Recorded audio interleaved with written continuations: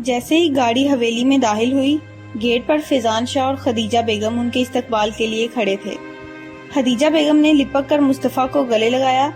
آنکھیں ترس گئی تھی تمہیں دیکھنے کے لیے، بیٹا اب کبھی اپنی ماں کو چھوڑ کر مت جانا۔ یہ سال جو میں نے تمہارے بغیر گزارے، یہ صرف میں جانتی ہوں یا میرا خدا۔ خدیجہ بیگم آپ دیدہ ہو گئی۔ اب تو ہمارے ساتھ رہو گے نا؟ اب تو رہنے کی وجہ بھی ساتھ ہے۔ انہوں نے ایزل کی جانب دیکھتے ہوئے مسکرا کر کہا، مجھے جیسے ہی شاہ جی نے بتایا کہ تم نے اپنے لیے لڑکی پسند کر لی، میری خوشی کا کوئی ٹھکانہ نہیں رہا۔ بہت خوش ہوں میں اپنے بیٹے کے لیے۔ آخر میرا بیٹا مان ہی گیا شادی کے لیے۔ اب میں اپنے بیٹے کی شادی دھوم دھام سے کروں گی، پورا گاؤں دیکھے گا۔ انہوں نے پرجوش انداز میں اپنی خوشی کا اظہار کیا۔ اب مجھے بہو سے ملنے دو۔ خدیجہ بیگم آگے بڑھی اور ایزل کو گلے لگا لیا۔ بہت خوبصورت ہو، آخر میرے بیٹے کی پسند ہو۔ اگر آپ بھی مجھے اماں کہہ کر بلاؤ گی تو مجھے اچھا لگے گا۔ ایزل حیرانگی سے آنکھیں پھاڑے انہیں دیکھ رہی تھی اور سمجھنے کی کوشش کر رہی تھی کہ کیا ہو رہا ہے۔ جب تک وہ سمجھنے کے قابل ہوئی، صورتحال بگڑ چکی تھی۔ ایزل جیسے ہی خدیجہ بیگم کی غلط فہمی دور کرنے کے لیے بولی، آنٹی آپ غلط سمجھ رہی ہیں، ایسا کچھ نہیں ہے۔ اسی وقت مصطفیٰ نے اس کا ہاتھ تھام لیا اور خاموش رہنے کا اشارہ کیا۔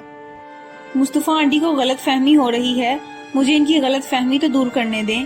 ایزل ابھی جو ہو رہا ہے اسے ہونے دو۔ مصطفیٰ نے اس کی جانب جھکتے ہوئے آہستہ سے کہا، عاقب شاہ اپنے گاؤں کے سردار تھے، وہ ایک نرم دل انسان تھے، لیکن اپنے اصولوں کے پکے تھے۔ سب ان کی بہت عزت کرتے تھے۔ ان کا ایک بیٹا اور ایک بیٹی تھی۔ بڑا بیٹا فیضان شاہ، جن کی شادی عاقب شاہ نے اپنی مرضی سے خدیجہ بیگم سے کروائی۔ ان کا ایک بیٹا مصطفیٰ شاہ ہے، جس نے اپنی تعلیم مکمل کرنے کے بعد بزنس کی فیلڈ کا انتخاب کیا۔ حالانکہ فیضان شاہ نے مصطفیٰ سے کافی بار کہا کہ وہ اپنی زمینوں پر کام کرے، لیکن مصطفیٰ کو اس کام میں کوئی دلچسپی نہیں تھی۔ جبکہ عاقب شاہ کی بیٹی عالیہ نے اپنے والدین کی مرضی کے خلاف اپنے کلاس فیلو سے شادی کی۔ اس وجہ سے عاقب شاہ نے عالیہ سے اپنے تمام تعلقات ختم کر لیے۔ مصطفیٰ بچپن سے ہی سنتا آ رہا تھا کہ اس کی پھپھو نے گھر سے بھاگ کر شادی کی۔ جب تک عاقب شاہ زندہ رہے، اس نے اپنے دادا جان کو عالیہ پھپھو کے لیے روتے ہوئے دیکھا۔ اپنی پھپھو کی وجہ سے مصطفیٰ لڑکیوں سے نفرت کرنے لگ گیا تھا کہ 30 سال کا ہونے کے باوجود وہ شادی نہیں کرنا چاہتا تھا۔ لیکن اب اس کے مان جانے پر فیضان شاہ اور خدیجہ بیگم بہت خوش تھے۔ مصطفیٰ سب غلط سمجھ رہے ہیں، ہمیں ان کی غلط فہمی کو دور کرنا چاہیے۔ ایزل میری بات غور سے سنو، میں اس غلط فہمی کو دور نہیں کر سکتا۔ میں نے بہت عرصے بعد اپنے ماں باپ کو اتنا خوش دیکھا ہے۔ پھپھو کے جانے کے بعد آج میں نے اپنے بابا سائیں کے چہرے پر سچی مسکراہٹ دیکھی ہے۔ میں ان کی یہ خوشی نہیں چھین سکتا، میں خود مجبور ہوں، سمجھنے کی کوشش کرو۔ کیا سمجھوں مصطفیٰ؟ میرے بابا میرا انتظار کر رہے ہیں اور میں یہاں آپ کے ماں باپ کو خوش کرنے کے لیے جھوٹ نہیں بول سکتی۔ ایزل دانت کچکچا کر رہ گئی۔ آپ نے کہا تھا حویلی جاتے ہی آپ مجھے میرے گھر بھجوا دیں گے۔ نہیں، اب تم یہاں سے نہیں جا سکتی۔ کیوں نہیں جا سکتی؟ ایزل باہر کی جانب اپنے قدم بڑھانے لگی۔ اسی وقت مصطفیٰ نے اس کا ہاتھ پکڑا اور اسے اپنی جانب کھینچا۔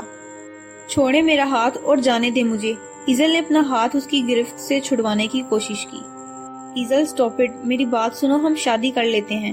مصطفیٰ کیا کہہ رہے ہیں؟ ہوش میں تو ہیں؟ میں آپ سے شادی نہیں کر سکتی، اس نے سخت لہجے میں کہا۔ ہم کچھ عرصے کے لیے شادی کر لیں گے، ابھی میرے والدین بہت خوش ہیں، میں انہیں دکھی نہیں کر سکتا۔ میں نے کہا نا، میں آپ سے شادی نہیں کروں گی۔ وہ تڑح کر بولی، میں بھی تم سے شادی نہیں کرنا چاہتا، صرف اپنے والدین کے لیے کر رہا ہوں۔ ہم کچھ عرصہ تک اس شادی کو سب کے سامنے خوشی خوشی نبھائیں گے۔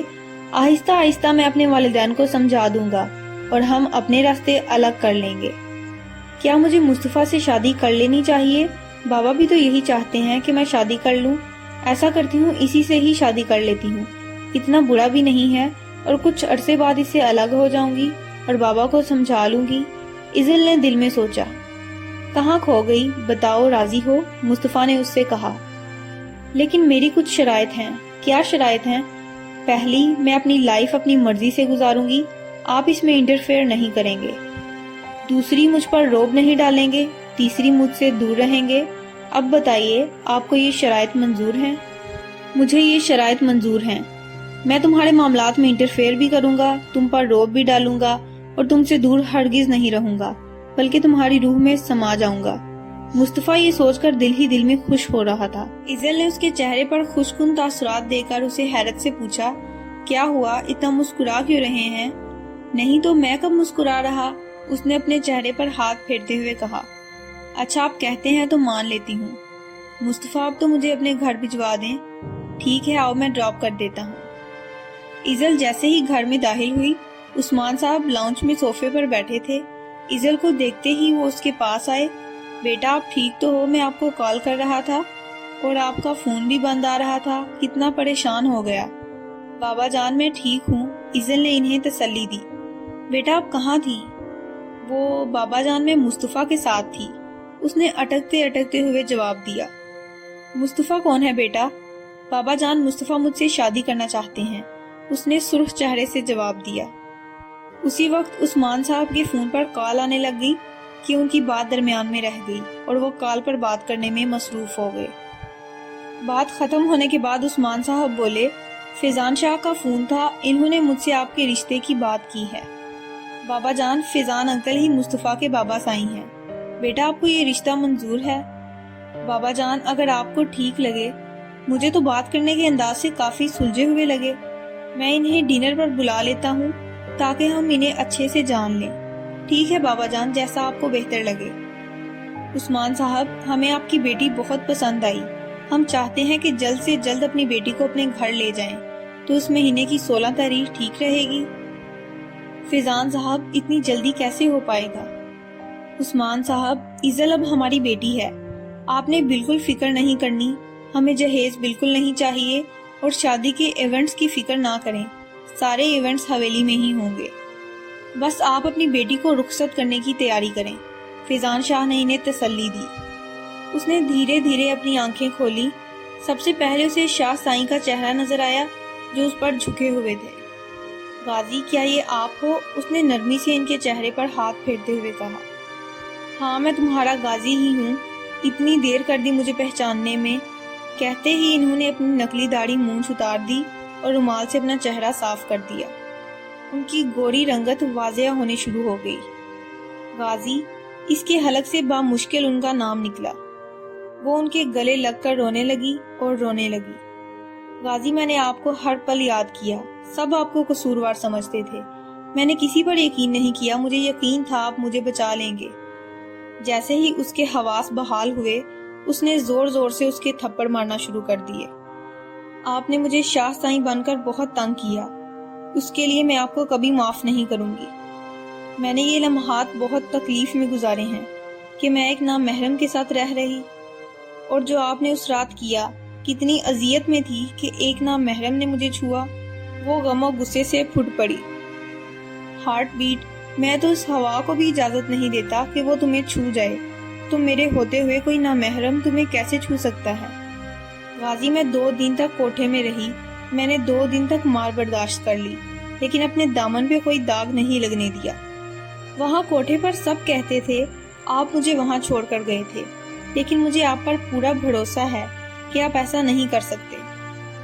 जानता हूँ मेरी हार्ट बीट को मुझ पर भरोसा है, मैं अपनी जिंदगी को ऐसी गंदी जगह के पास से भी ना गुजरने दूँ तो वहाँ छोड़ने का तो सवाल ही पैदा नहीं होता। मेरी जात पर तवाइफ का बदनुमा दाग लग गया है जो कभी नहीं मिटेगा, ये दुनिया मुझे कभी कबूल नहीं करेगी, उसने मायूसी के आलम में कहा। कोई कबूल करे या ना करे, मुझे अपनी हार्ट बीट हर हालत में कबूल है। जिसने भी मेरी जान को इस दलदल में फेंका है उसे हिसाब देना होगा, उसने गैज़ो गजब से कहा। हमारी तो किसी के साथ कोई दुश्मनी भी नहीं, कौन ऐसा कर सकता है? क्या गाजी आपको पता है वो कौन था? वो जो भी है कल तक तुम्हारे सामने होगा। अभी मैं कुछ पल अपनी हार्ट बीट के साथ गुजारना चाहता हूँ, इसलिए खामोश रहो। उसने इरज के होंठों पर उंगली रखते हुए बेइख्तियार उसके दोनों गालों